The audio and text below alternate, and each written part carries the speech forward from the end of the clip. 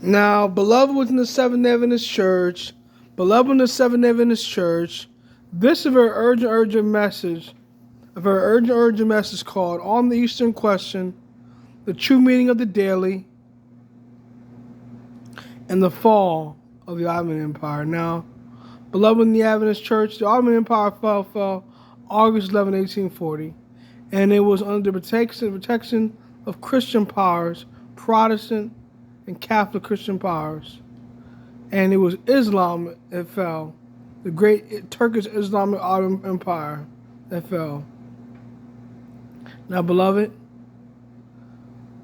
when this power fully falls in the near future, it's going to be Russia's going to fall with it. Russia's a pseudo-European power, beloved, in the Adventist Church, and all these powers are going to fall. Russia and the Ottoman Empire, Turkish Islam. And beloved in the Adventist Church, I used to think for many years that the King of the North was only referred to as the papacy. But now I'm better understanding that Turkey can be reconciled as King of the North, and its fall can happen when the European powers take away their protection from Turkey, beloved, in the Adventist Church. And I found this out by watching a video from Meds on the Eastern Question. They quote from the Bible and the prophecy on this issue, and from pioneers like James White, and even from pioneers you would think will be on the side of the traditional view, Jones and Wagner. And again, they mentioned that Sister White endorsed Jones and Wagner in the same years they promoted those views of saying that the Uriah Smith gives a better understanding of those views. I was afraid of Uriah Smith at one time on those views, just like they were afraid on the video. Uriah Smith has some mistakes in his messages, but on this question, I was not afraid after I fully understand the issue about Turkish Islamic the Ottoman Empire. Now, beloved in the Adventist Church, the Eastern Question is clear. Turkish Ottoman Empire will totally fall, and Russia will fall with it. And the European powers will fight against Israel. They will fight against modern Israel.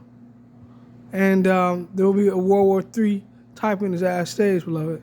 That is the truth. Wrath of forces, nation to rise against nation, and kingdom against kingdom, beloved in the Adventist Church. It will happen. It will happen. It's only a matter of time, beloved in the Adventist Church. And we'll be on a national or universal sons of all last days when this war happens, beloved in the Adventist Church.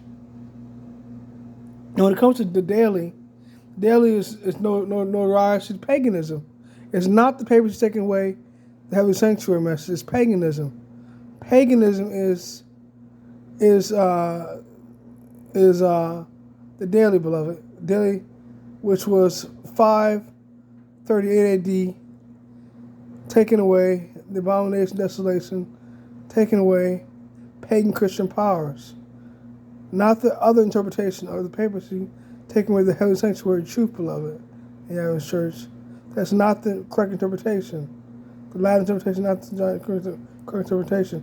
The correct interpretation is the papacy or paganism taking away pagan Christian powers. That's like Babylon, Media, Persia, Greece, and Rome. That's the correct interpretation, beloved, in the Adventist Church. We're going to stick with the earlier interpretation rather than Latin interpretation to correct that issue, beloved. Now, when it comes to the sons of law could happen, beloved, at Passover this year, just like Uncle David Gates was saying. Pastor David Gates was saying. It could happen Passover this year, April 16th to the 22nd, beloved. Or the Saul sons of law, it could happen. That's a modern interpretation of the last day events, beloved. Now, of course, this is why it says we need to be careful with advancing light, but still, she also says truth can be fair. She says, in councils, rise and editors, she says, The Holy Spirit of Pharisaism to advancing light or light that's shared for these last days. And this is prophecy can be reapplied to little days after 1844, 6 Schools 251, and 70 Bible commentary that was prophesied again from the nations, tongues, kings, and peoples, beloved in the Adventist Church. So we need to be fair about the advancing light, about the advancing pencil in these last days, beloved in the Adventist Church. And so we need to be fair and not prejudice our minds against advancing light, beloved in the Adventist Church. And so to answer your question, prophecies can be reapplied to literal days after 1844, beloved in the Adventist Church. And Uriah Smith did get certain things right. Just like Ellen White said, I understand. I know Uriah Smith did not receive the Right to My Faith message, but he did get that prophecy right, even according to Jones and Wagner themselves, beloved, who came up with the Right to My Faith message, beloved in the Adventist Church. So we need to take heed and pray and examine our heart and see if we be in the faith or whether we be reprobates, beloved in the Adventist Church. Jesus Christ is coming soon, and we examine our hearts. We're able to be able to assure of the advancing light, and not get our feet off the two charts and off the waymarks. And like the Bible says, here's the waymarks. The Bible says, and it says in Psalms says clearly there it says, if the foundations be destroyed, what can the righteous do? And Jeremiah 6:16 says, what is a good way? It says, keep our foot on the foundations, beloved. So don't get your foot off the waymarks, beloved. Don't take your feet off the old paths. What is a good way, beloved, in the Adventist Church? And like Psalm says again, if the foundations be destroyed, what can the righteous do? And Psalm 77 says, 13 and 17 it says, thy way, O Lord, is within the sanctuary. So thy way, O Lord, the sanctuary message, the old past, 1844, the charts, the two charts that Charles Fish came up with and Gerard Smith came up with and Oral Crozier came up with, is the way to go, beloved in the Adventist Church. It is a good way, beloved in the Adventist Church. And let us pray.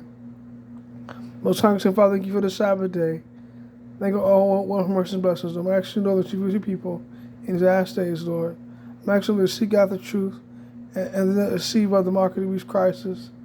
And they give their hearts to Christ and keep Sabbath in these last days. When you're coming in soon, Lord. Very soon, so soon, Lord. And I'm asking, Lord, that they will keep Sabbath holy. Go to church on the Sabbath, receive a message on your Sabbath day. Get some rest on the Sabbath so they can go to church on Sabbath tomorrow. And get a blessing in church, Lord. And be a blessing, Lord. And stay a blessing, Lord. And be still for latter rain. Jesus Christ, I'm praying, man. Man, I think God bless you, family. Happy to have it.